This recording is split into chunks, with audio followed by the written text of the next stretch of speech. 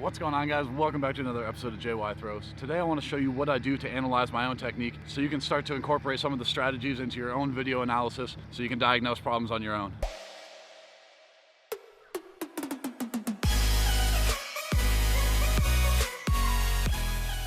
The first thing I want to mention is utilizing the tools that you have. Pretty much everyone has a cell phone, or someone at practice will have a cell phone. So get them to record your throw, or go buy a little cheap tripod and set it up so you can record your own throws. But having footage of your throws to watch back will help you see positions in the first place so that you can take that information and apply it to your throw and start to feel the positions that you're missing. The amazing thing with the cell phone interface is that you've got this bar at the bottom that you can scrub through and you can make it slow-mo even if you just recorded it at regular speed. And having the ability to scroll back and forth with your thumb to see what your body's doing and how you're moving is a really helpful tool. Another awesome thing you can do is go on YouTube, and if you're watching a video, you can go to the settings and change the playback speed so that you can watch throws in slow motion of other throwers. Because as you're learning, it's very difficult to see positions full speed. And even for myself, after years of throwing, having the ability to watch back throws in slow motion allows me to see way more things than just watching it at full speed. The first thing I do when I'm watching back my videos is watch them at full speed. And I'm not looking for specific positions when I'm watching throws in full speed. I want to try to track the center of mass. And watching it in full speed, you can really start to see the way that the body's traveling. And that can tell you a lot about what positions you're going to want to try to look for when you start to slow it down and look for positions. So if you watch professional throwers at the top in the world, you can track their center of mass. And all of them are nice and balanced in the middle of their legs, tracking straight through the ring and staying centered with the implement working around them. So if you're watching back your throw at full speed and you're not moving through the circle the same way, then obviously you have a problem. So what I start to do is look at the direction that I'm tracking, if it's not the right direction, and ask why I would be going that way. So this was a throw from practice that I didn't like the feeling of, and I wanted to go over why I didn't like the feeling of it and see what was going on with it. So the first thing I noticed watching it at full speed is that I'm tracking through the circle a bit too far to the right. So my left wasn't getting down early enough in the middle, or my right was getting down too late. And those are things that happen, but that's not what's causing the problem. Most issues that you have will come from the back of the circle because that's where you set up your throw. If you don't set it up properly, it's easy to have things go wrong. So I like to start by looking at the back. And the first thing that I noticed right away is that on this throw, my hips drop back towards the center of the circle right away as my first movement. Now comparing that to Ryan Krauser, whose technique I try to mimic, so that's why I use him for a lot of examples. Notice how his first movement is a linear shift over his leg, and he's not having the hips drop back like I was doing. And by dropping the hips back like that, I get myself in a bad position. So now the only way to get out of that is to force myself out by swinging my left leg extra hard, and that's causing a jump that's sending me too far. So for myself, on a throw like this, I can continue to point out other things that went wrong during the throw, but I know that without a proper setup, it's going to be very hard to hit good positions anyway. So now I know my next rep, I need to go in the circle and think about getting over my right side better without letting my hips fall back in. And from there, I can see what other problems continue to happen. So here's another throw where I get over my leg better and I track better through the circle. But one of the biggest problems that I'm having is my finish. And if everything's good out of the back, I can still miss his position. So I want to try to track that to where the issue is. So I flip my throw to demonstrate what would now be my right foot to right foot contact. And I want to compare that to Ryan Krauser's right foot to right foot contact. So I could not continue any further until I say this. Look at my hand position. It's so horrible. I don't know how I possibly throw as far as I do, because look at this. Just look at this compared to Ryan's. His arm is in line, and looks like he's in a position that he can actually start to push it. I'm just holding it so high up on my neck, and it's weird because it feels like it's not that ridiculously obviously out of place. But just watching the throws back to back right now as I'm editing this, I just had to say something about it. So yeah, filming yourself helps. The first thing I want you to pay attention to is as I'm jumping to the middle, look at my shoulders versus his shoulders. My left arm is dropping down to the middle, where if you watch his, they're nice and level throughout the whole throw. And that's something I've been trying to work on in my throw. And now pay attention to the left foot coming off the ground. By the time his right foot gets down to the middle, his left foot's already coming up pretty significantly, where mine's just kind of lagging behind. And that's going to be important later on as we continue to the middle of the throw. All right, next I want to discuss the left-to-left contact differences between Ryan Krauser's throw and my throw.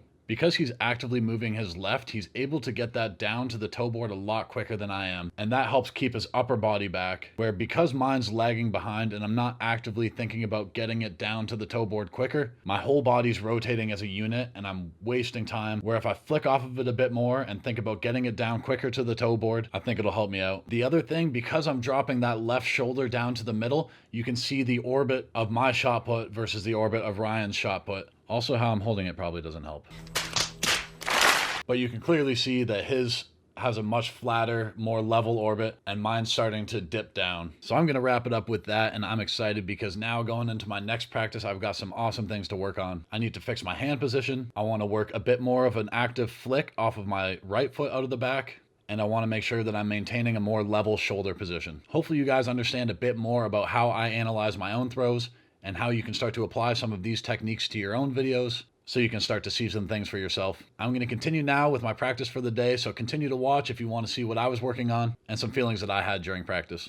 One of my biggest remaining technical issues is that I'm missing my finish. So I'm going to start by doing a couple South African drills without even throwing, feel the foot position, and really try to think about turning my left side to get my hips all the way through and squared up.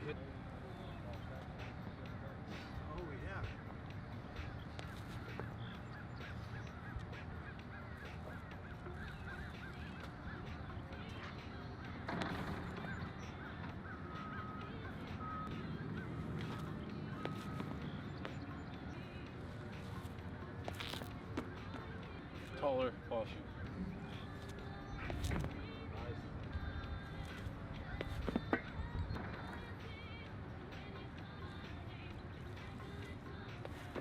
Yeah.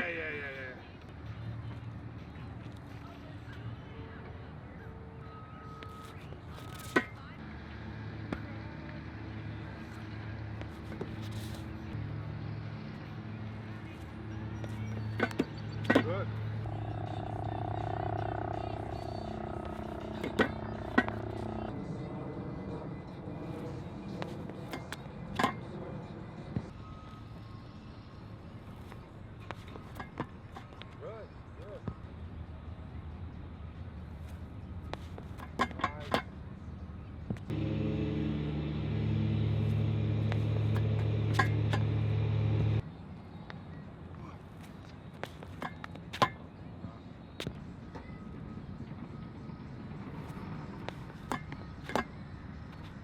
Good posture, keep the ball in orbit.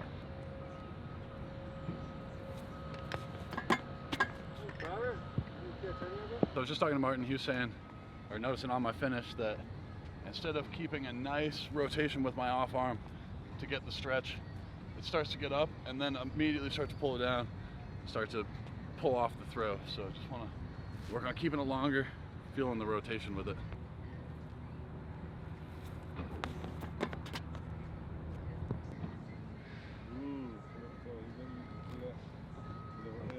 Yes. So you start well. This is really good. Good stretch, right? You're getting that round nice, and then you kind of it goes from this to that. Yeah, finish like that. Alright. Keep it in my hand. Feel that push and snap.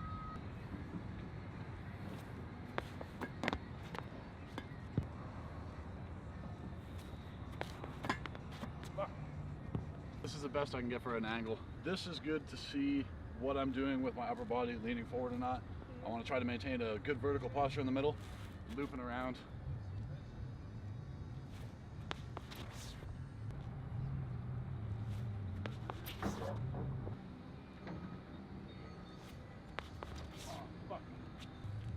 Bring the disc with me to the middle. Don't let it get behind, and I can't throw it on the finish. Nice.